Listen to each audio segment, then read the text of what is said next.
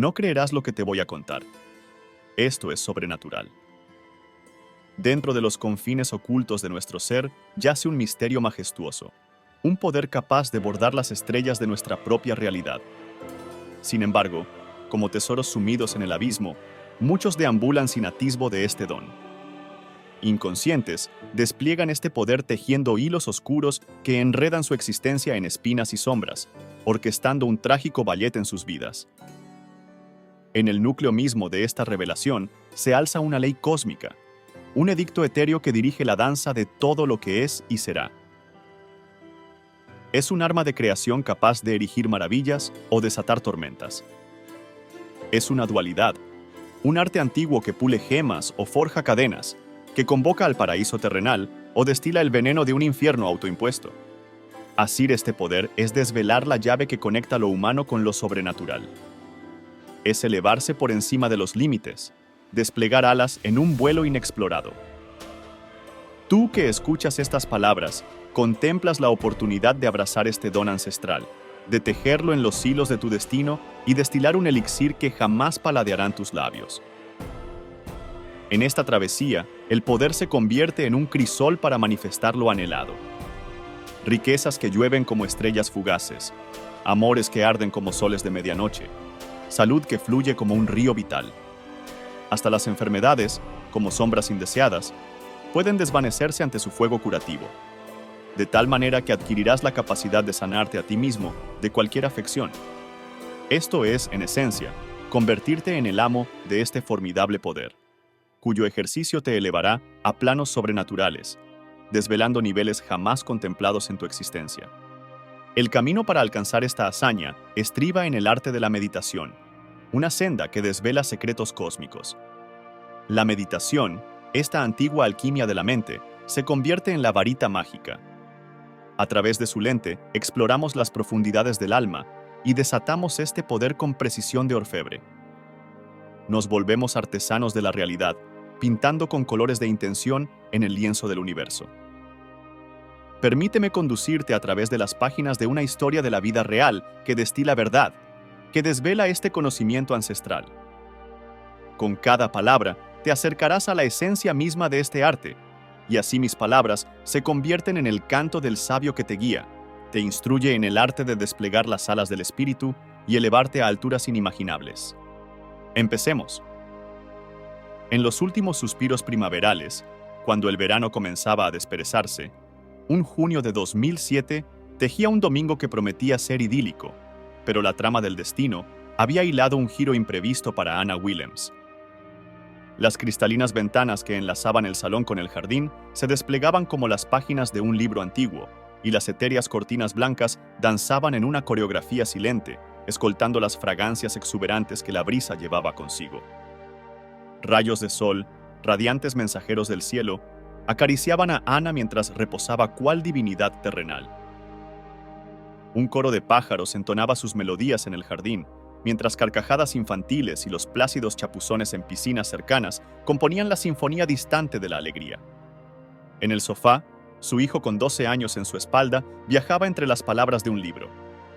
El eco de su hija de 11 en la planta alta se unía al coro mientras danzaba en su propio reino justo sobre el santuario del salón.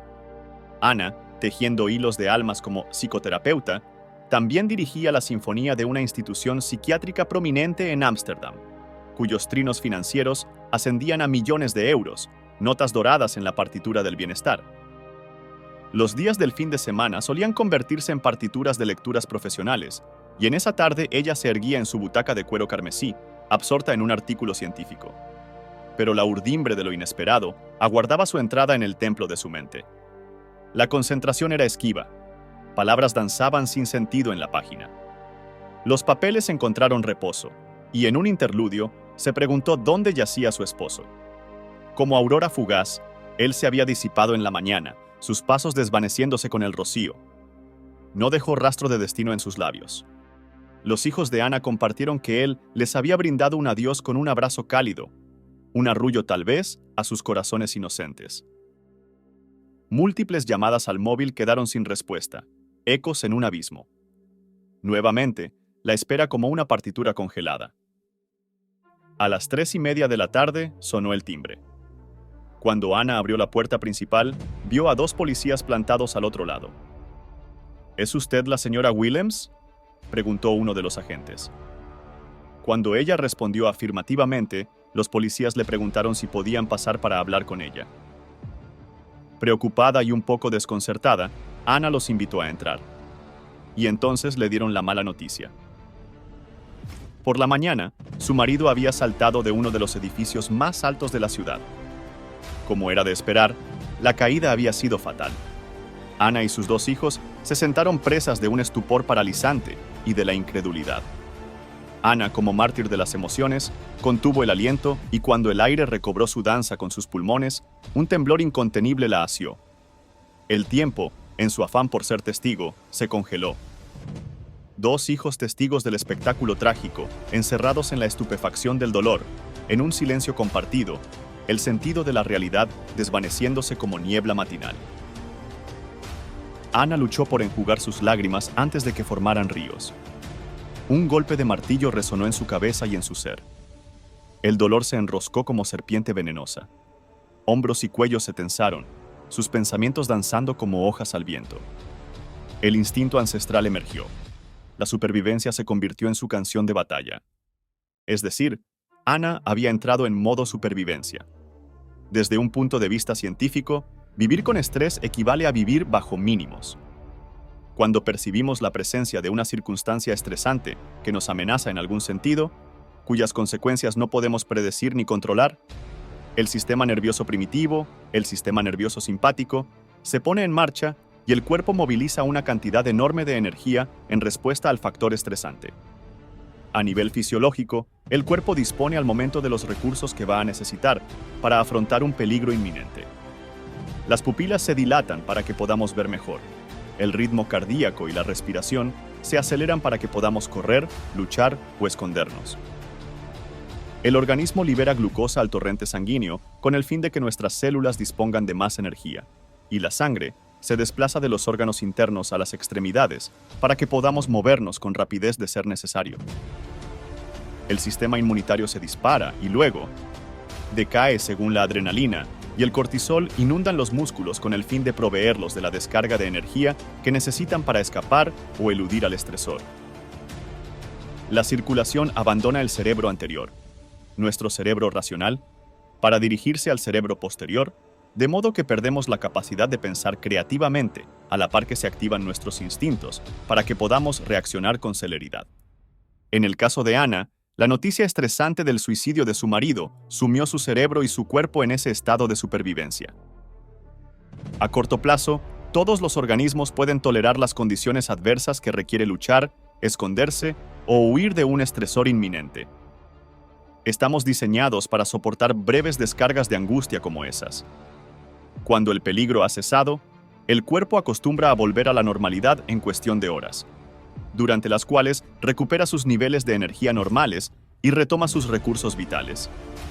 Sin embargo, cuando el factor de estrés no cesa, el cuerpo jamás recupera el equilibrio. En realidad, ningún organismo de la naturaleza soporta vivir en condiciones de emergencia durante largos periodos.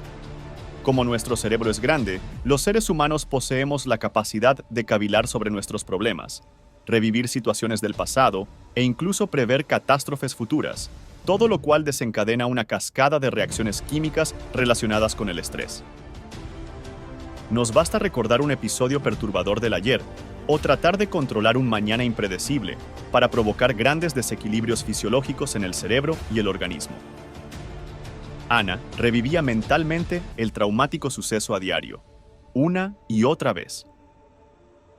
No se percataba de que su cuerpo desconocía la diferencia entre el acontecimiento original que había provocado su reacción de estrés y el recuerdo de este, que le suscitaba las mismas emociones que la experiencia real en cada ocasión. Nocivas sustancias químicas inundaban su cerebro y su cuerpo, igual que si el desastre se estuviera repitiendo una y otra vez.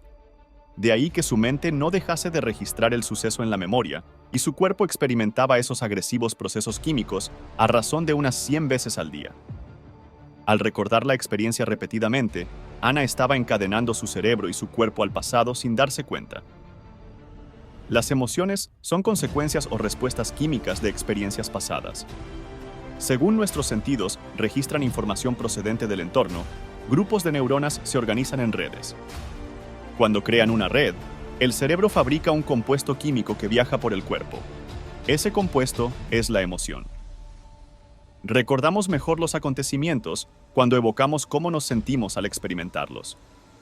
Cuanto más alto sea el coeficiente emocional de un suceso, ya sea positivo o negativo, más profundo será el cambio de la química interna. En el instante en que reparamos en un cambio interno significativo, el cerebro presta atención al agente externo que ha generado ese cambio y registra las condiciones externas. A eso lo llamamos memoria.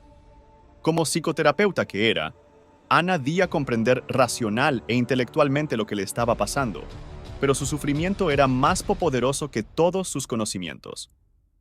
Sus amistades empezaron a tratarla como a una mujer que ha perdido a su marido, y esa condición devino en su nueva identidad.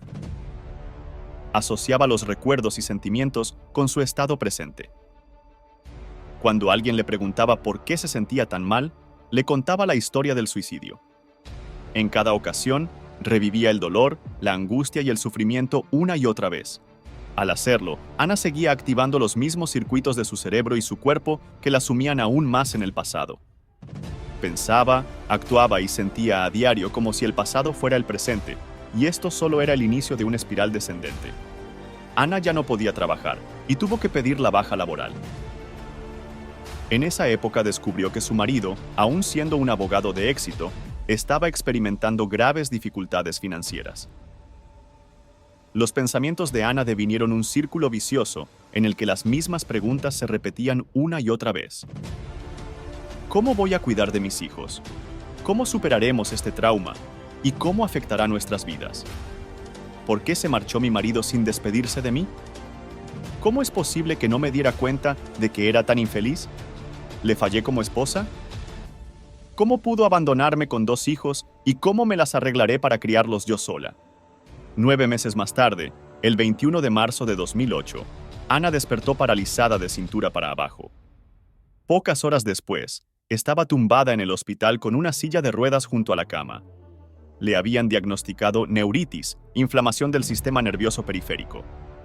Cuando la reacción de lucha o huida se desencadena en el sistema nervioso y permanece activa a causa del estrés crónico, el cuerpo recurre a todas sus reservas energéticas para afrontar la amenaza constante que percibe en el entorno exterior.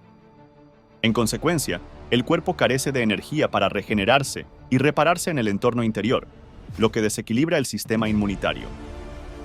Debido a su incesante conflicto interno, el sistema inmunitario de Ana había atacado a su cuerpo. Finalmente, estaba expresando en el físico el dolor y el sufrimiento que experimentaba en el plano mental. Resumiendo, Ana no podía mover el cuerpo porque no podía seguir adelante con su vida. Se había quedado atascada en el pasado. En 2009, 2 años después de la muerte de su marido, le diagnosticaron una depresión clínica, así que empezó a tomar todavía más medicación. En consecuencia, los estados de ánimo de Ana oscilaban de la rabia a la tristeza, pasando por el dolor, el sufrimiento, la impotencia y la frustración, cuando no el miedo y el odio, más intensos. Como esas emociones influían en su conducta, su comportamiento se tornó un tanto irracional. Al principio, se peleaba con todos aquellos que tenía cerca, exceptuando a sus hijos, pero luego empezó a discutir con su hija también. Luego de este suceso vino la noche más oscura. En 2010, Ana entabló una relación disfuncional con un hombre que la maltrataba a ella y a sus hijos mediante el abuso verbal, los juegos de poder y las amenazas constantes. La mujer perdió todo su dinero, el trabajo y cualquier sensación de seguridad. Cuando perdió la casa, también tuvo que mudarse a vivir con el maltratador. Los niveles de estrés de Ana seguían aumentando. Las ulceraciones se extendieron a otras membranas mucosas, incluida la vagina, el ano y todo el esófago. El sistema inmunitario se había derrumbado y ahora padecía diversos problemas de piel, alergias alimentarias y problemas de peso. Empezó a experimentar dificultad para deglutir y acidez de estómago, así que le recetaron nuevos medicamentos. En octubre, Ana abrió una pequeña consulta de psicoterapia en su hogar. Solo tenía fuerzas para atender a 2 clientes al día por la mañana, mientras sus hijos estaban en el colegio, y únicamente 3 días a la semana. Por la tarde, se sentía tan agotada y enferma que se tumbaba en la cama hasta el regreso de sus hijos. Intentaba atenderlos lo mejor que podía, pero no tenía energía y nunca se encontraba con ánimo para salir de casa. Ana apenas si veía a nadie. Carecía de vida social. Ana estaba experimentando la más oscura noche del alma. Súbitamente, entendió por qué su marido se había quitado la vida. No estaba segura de poder soportarlo más y empezó a considerar la idea del suicidio. Nada puede ser peor que esto, pensaba. Sorprende la cantidad de personas que experimentan eso mismo a causa de un fuerte shock o de un trauma. Nunca llegan a superar las emociones asociadas y tanto sus vidas como su salud se hacen añicos. Si una adicción es algo que se apodera de nosotros, podríamos concluir objetivamente que las personas como Ana se vuelven adictas a esas mismas emociones estresantes que las han enfermado. La subida de adrenalina y otras hormonas de estrés estimulan su cuerpo y su cerebro, lo que les proporciona una descarga de energía. Con el tiempo, se vuelven adictas a esa descarga de compuestos químicos y luego recurren a las personas y a las circunstancias que las rodean para reforzar su adicción a la emoción y así volver a activarla. Y como las hormonas del estrés son tan poderosas, había desarrollado una adicción a sus propios pensamientos, los mismos que la llevaban a sentirse tan mal. Ana accedió a someterse a la quimioterapia, pero después de la primera sesión, se desmoronó mental y emocionalmente. Una tarde, mientras sus hijos estaban en el colegio, Ana se desplomó en el suelo llorando. Por fin había tocado fondo. Comprendió que, de seguir así, no viviría mucho más y dejaría a sus hijos huérfanos de padre y madre. Empezó a rezar pidiendo ayuda. Sabía en el fondo de su corazón que las cosas tenían que cambiar. En un gesto de absoluta sinceridad y derrota, pidió guía, apoyo y una salida. Prometió que, si sus plegarias eran atendidas, daría las gracias cada día del resto de su vida y ayudaría a las personas que se encontraran en su misma situación. Fue en este preciso momento que Ana llegó a su punto de inflexión. Ana tomó su decisión de cambiar como una misión.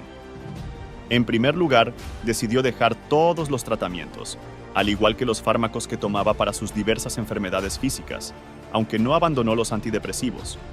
Aquel frío día de invierno de febrero de 2011, en el que se derrumbó en el suelo llorando y pidiendo ayuda, Ana tomó la firme decisión de transformarse tanto a sí misma como su vida, y la intensidad de su determinación le otorgó un nivel de energía que permitió a su cuerpo responder a esa idea.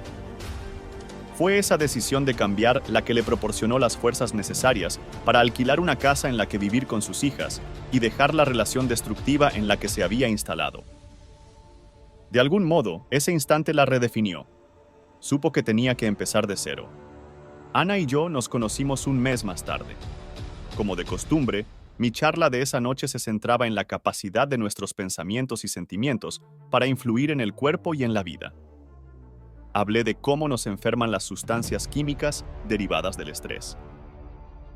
Esa noche, rebosante de inspiración, Ana pensó: si yo he creado la vida que tengo ahora mismo, incluida la parálisis, la depresión, la debilidad de mi sistema inmunitario, las ulceraciones e incluso el cáncer, es posible que pueda revertirlo todo con la misma pasión con que lo creé. Y con esa poderosa idea en mente, Ana decidió curarse. Inmediatamente después de participar en su primer taller, empezó a meditar 2 veces al día. Como es natural, sentarse a meditar le resultaba complicado al principio. Tuvo que vencer muchas dudas y algunos días no se encontraba bien, ni mental ni físicamente, pero meditaba de todos modos. También tenía mucho miedo. Cada día, Ana procuraba finalizar la sesión de meditación siendo una persona distinta a la que la había comenzado. Decidió no dejar de meditar hasta que su conciencia se hallase inmersa en un profundo amor por la vida.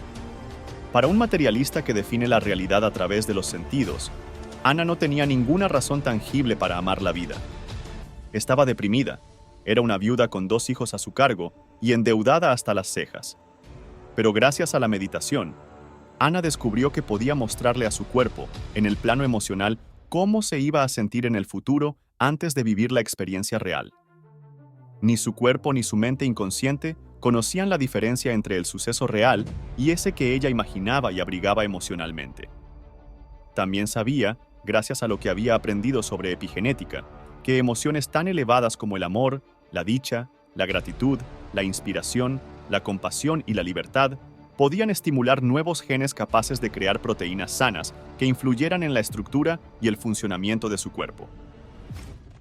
Era muy consciente de que si los compuestos químicos del estrés habían activado genes perjudiciales, solo tenía que acoger esas emociones sublimes con más pasión que las estresantes, para activar genes distintos y transformar su salud. A lo largo de un año, su salud apenas mejoró, pero ella siguió meditando. De hecho, ponía en práctica todas las meditaciones que yo había diseñado para mis alumnos. Sabía que había tardado varios años en crear su actual estado de salud, de modo que le costaría bastante experimentar algo distinto. Así que continuó con sus prácticas e hizo lo posible por ser tan consciente de sus pensamientos, conductas y emociones que nada que no quisiera experimentar se colaba en su conciencia. Al cabo de un año, Ana se percató de que muy lentamente empezaba a encontrarse mejor, tanto física como emocionalmente. Estaba superando el hábito de identificarse con su antiguo ser e inventando un flamante nuevo yo para sustituir al antiguo. En mis talleres había aprendido que debía devolver la armonía a su sistema nervioso autónomo, SNA, porque el SNA controla todas las funciones automáticas que suceden al margen de la conciencia cerebral. La digestión, la absorción, los niveles de azúcar en sangre, la temperatura corporal, las secreciones hormonales, el ritmo cardíaco. El único modo que tenía de influir en el SNA era cambiar su estado de conciencia con regularidad. Así que empezaba cada meditación con la bendición de los centros de energía. Sin prisa pero sin pausa, reprogramó su sistema nervioso autónomo para devolverle el equilibrio y recuperar la salud. Como Ana se dedicó a estudiar también el modelo de epigenética que enseño en mis talleres y conferencias, aprendió que los genes no son los causantes de la enfermedad. Es el entorno el que envía señales a los genes responsables de la dolencia. Ana comprendió que si sus emociones eran reacciones químicas de experiencias externas, al revivir a diario las emociones del pasado, estaba activando y dando instrucciones a lo bajo, sus pautas de pensamiento habían cambiado. Ya no activaba las mismas redes neuronales del mismo modo exacto. Así que esos circuitos dejaron de conectarse y empezaron a desactivarse. Gracias a eso, dejó de pensar como solía. En el plano emocional, empezó a atisbar destellos de gratitud y alegría por primera vez en muchos años. A través de la meditación, estaba conquistando a diario aspectos de su cuerpo y su mente. Ana se tranquilizó y su adicción a las emociones derivadas del estrés se suavizó. Incluso empezó a sentir amor nuevamente y siguió adelante, ganando más y más terreno a diario a su antiguo ser. Fue en este instante que Ana tuvo su encuentro con la posibilidad. En mayo de 2012, Ana asistió a uno de mis talleres progresivos de 4 días que celebramos al norte del estado de Nueva York. El tercer día, durante la última de 4 meditaciones, por fin se entregó completamente a la experiencia. Por primera vez desde que había empezado a meditar, se sorprendió a sí misma flotando en un espacio infinito y negro, consciente de que era consciente de sí misma. Había dejado atrás el recuerdo de la persona que era y se convirtió en pura conciencia, totalmente libre de su cuerpo y de cualquier asociación con el mundo material, ajena al tiempo lineal. En septiembre de 2013, los médicos de Ana la sometieron a una revisión a fondo que incluía numerosas pruebas distintas. 1 año y 9 meses después de que le diagnosticaran cáncer, y 6 años después del suicidio de su marido, el cáncer de Ana había remitido por completo y el tumor del esófago había desaparecido. En los análisis de sangre no apareció ningún marcador que hiciera sospechar de la presencia de un tumor maligno. Las membranas mucosas de su esófago, vagina y ano se habían regenerado por completo. Tan solo persistían ciertos problemas de poca importancia. Las membranas mucosas de su boca seguían ligeramente irritadas, aunque ya no tenía ulceraciones, y a causa de la medicación que tomaba para las llagas, seguía sin producir saliva. Ana se había convertido en una persona nueva, una mujer sana. La enfermedad pertenecía a su antigua personalidad. Pensando, actuando y sintiendo de manera distinta, Ana había reinventado un yo inédito. En cierto sentido, había vuelto a nacer en la misma vida. No creerá lo que le voy a contar. Tras el acto de Barcelona, Ana se sintió tan inspirada como para seguir trabajando en la dolencia de su boca. Unos meses más tarde, asistió a una conferencia que pronuncié en Londres. Hablé de epigenética en profundidad. Súbitamente, a Ana se le encendió una bombilla. He conseguido vencer un montón de problemas de salud, incluido el cáncer, pensó. Sin duda, seré capaz de activar los genes necesarios para que mi boca produzca más saliva. Pocos meses más tarde, durante otro taller en 2014, Ana notó de repente el goteo de la saliva. Desde entonces, sus membranas mucosas se encuentran perfectamente y produce saliva con normalidad. Nunca ha vuelto a sufrir ulceraciones. En la actualidad, Ana es una persona sana, vital, feliz y estable, con una mente clara y despierta.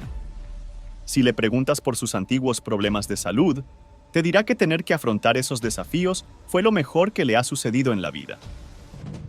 Piénsalo. ¿Y si lo peor que te ha sucedido nunca resultara ser lo mejor que te podía pasar?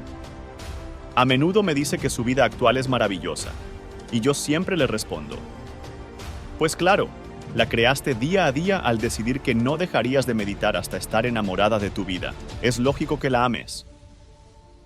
En el transcurso de su transformación, Ana logró convertirse en una persona sobrenatural.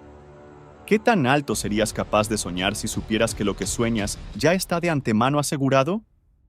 Piensa en ello un instante.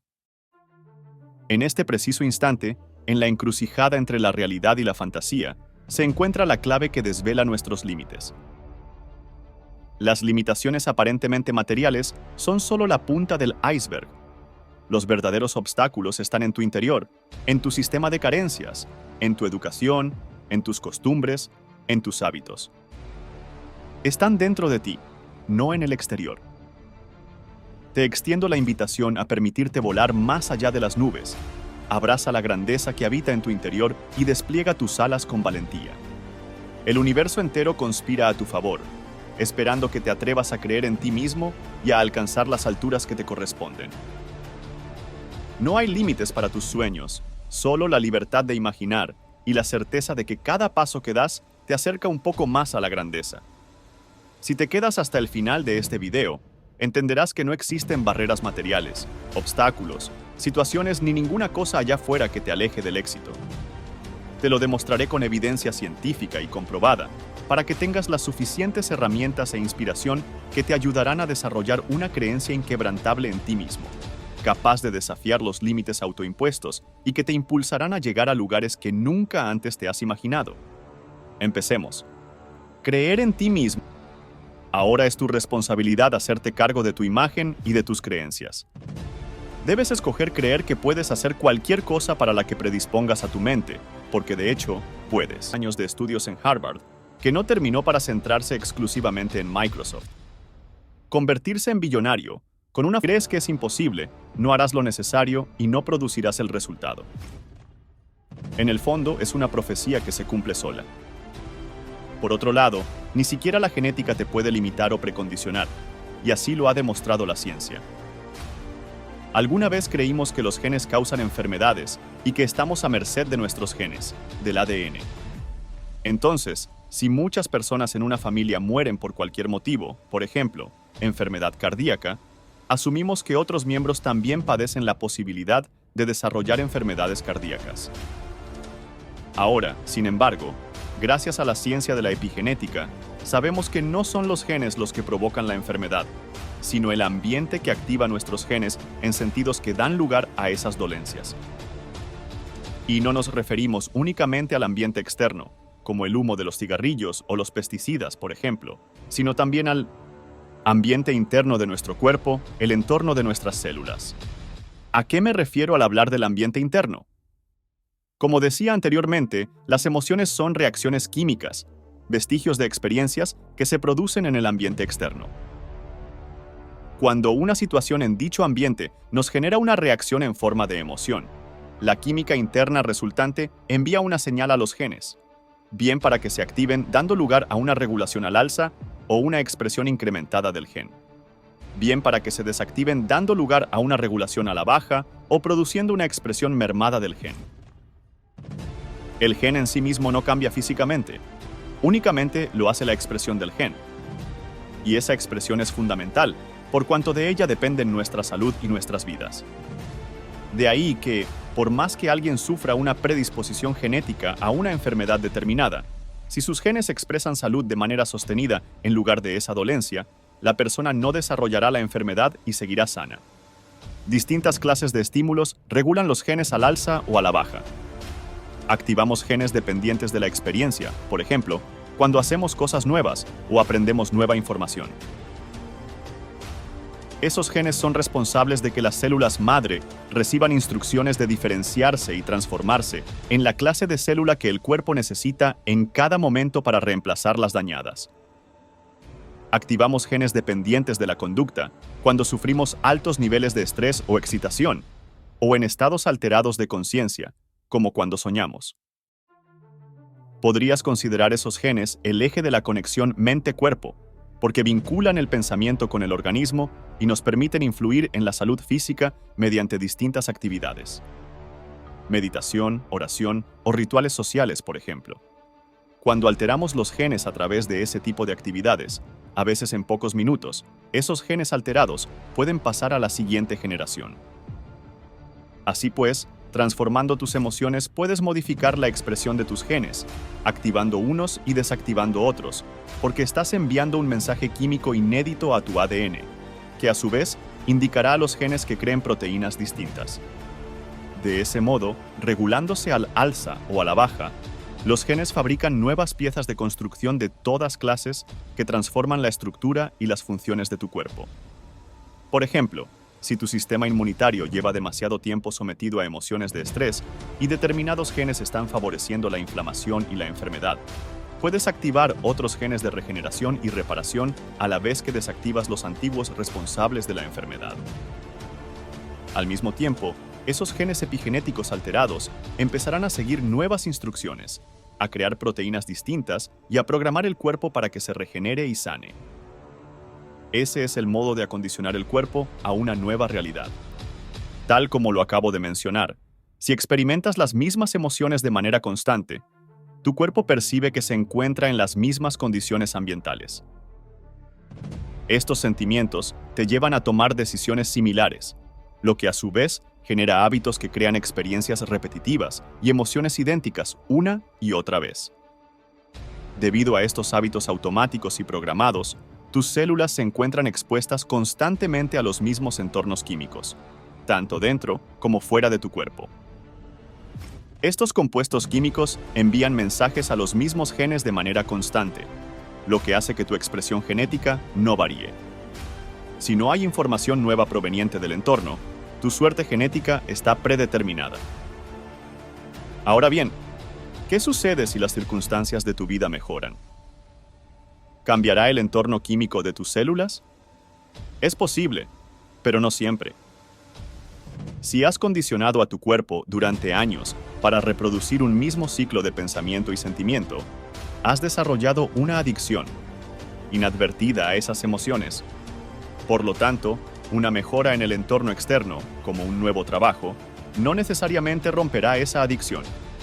Es similar a un adicto a las drogas, que no deja de serlo simplemente por ganar la lotería o mudarse a Hawái.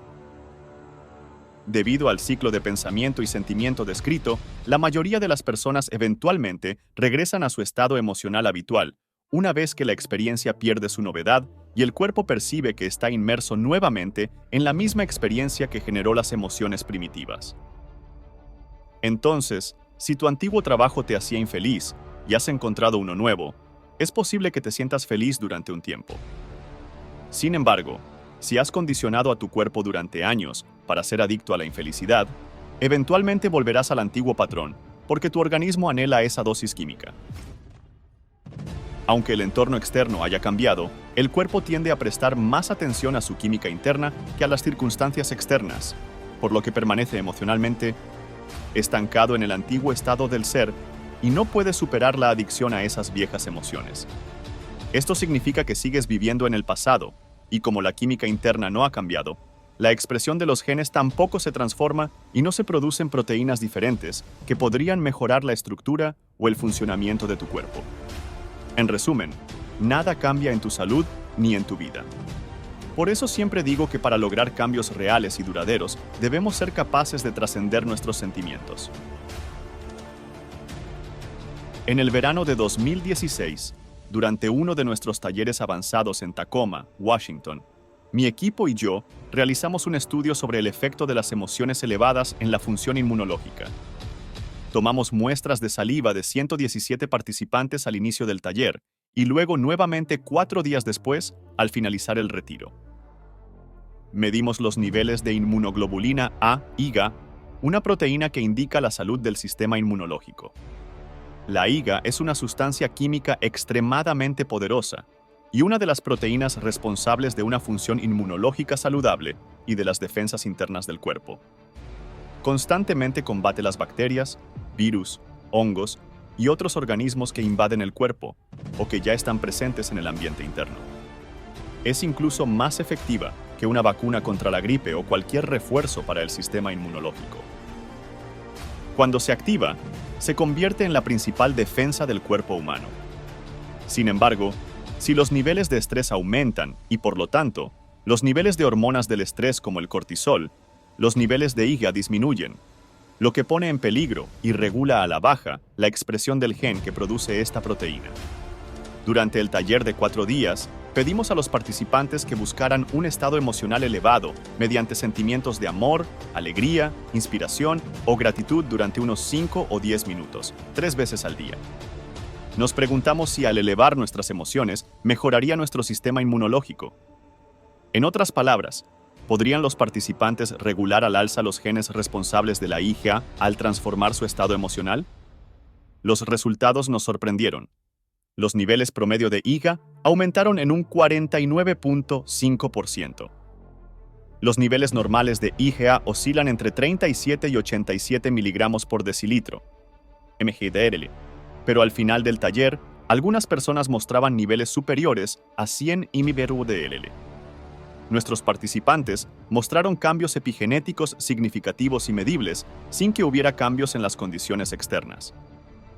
Al tener emociones elevadas durante unos pocos días, sus cuerpos comenzaron a creer que estaban en un nuevo entorno y fueron capaces de activar otros genes y cambiar su expresión genética, en este caso, la expresión proteica del sistema inmunológico. Esto implica que, en el mejor de los casos, no es necesario depender de medicamentos o sustancias externas para sanar. Tienes el poder dentro de ti para regular al alza los genes que producen IgA en poco tiempo. Al dedicar entre 5 y 10 minutos diarios a entrar en un estado de alegría, amor, inspiración o gratitud, puedes experimentar cambios epigenéticos significativos en tu salud y cuerpo. Al mantener emociones elevadas y transformar la energía, literalmente podemos regular al alza nuevos genes que producen proteínas saludables para fortalecer nuestras defensas internas. A medida que reducimos las emociones de supervivencia y disminuimos la necesidad del sistema de protección externo, regulamos a la baja los genes responsables de la producción de hormonas del estrés. Por tanto, es imperativo que elimines de tu vocabulario la palabra "no puedo" y todas y cada una de sus variantes. La frase "no puedo" es la fuerza de negación más poderosa para la psique humana.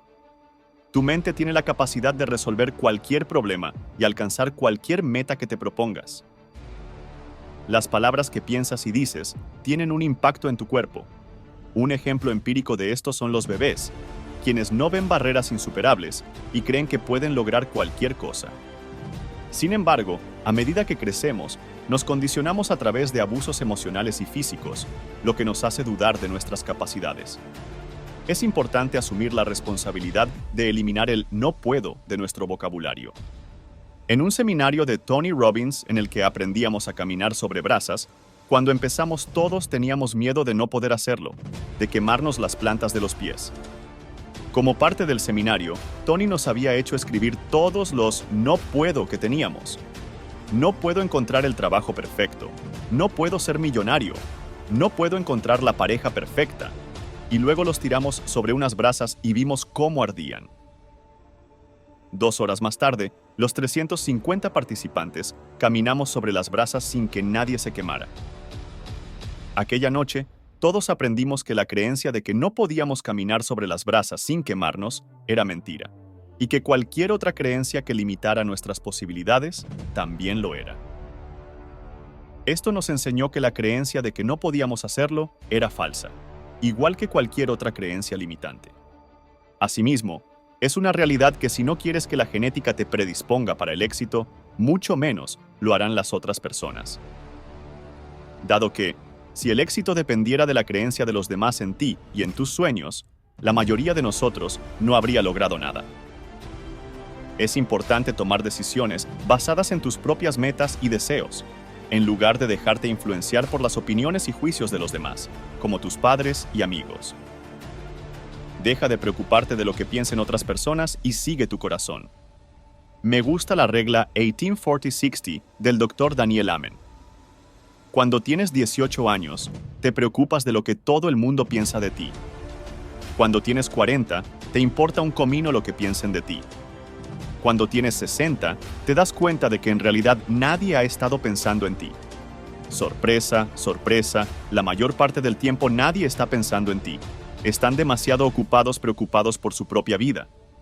Y si piensan en ti, se estarán preguntando qué piensas tú de ellos.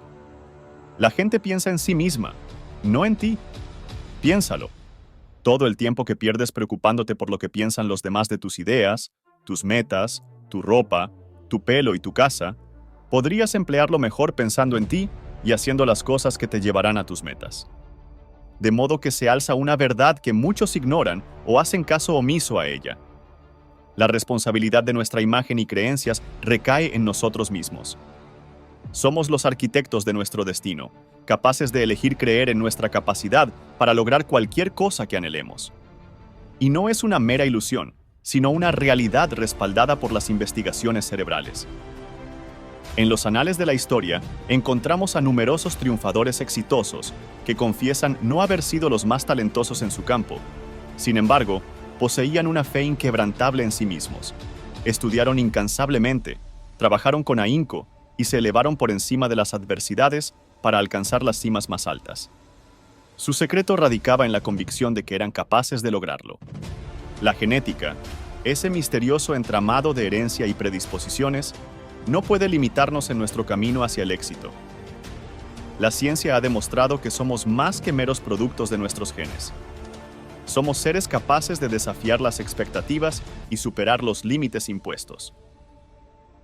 En nuestras manos yace el poder de convertir nuestros sueños en realidad. Si creemos en ello con fervor y tomamos las acciones necesarias, el cosmos conspirará a nuestro favor. No hay barreras insuperables ni metas inalcanzables cuando se funden la fe en uno mismo y la determinación incansable. Así que en esta existencia, tracemos con audacia y confianza los trazos de nuestros anhelos. Asumamos la responsabilidad de nuestra imagen y creencias y abracemos la certeza de que podemos lograr cualquier cosa que nuestro corazón desee. El destino está en nuestras manos, esperando ser moldeado por nuestra voluntad y convicción.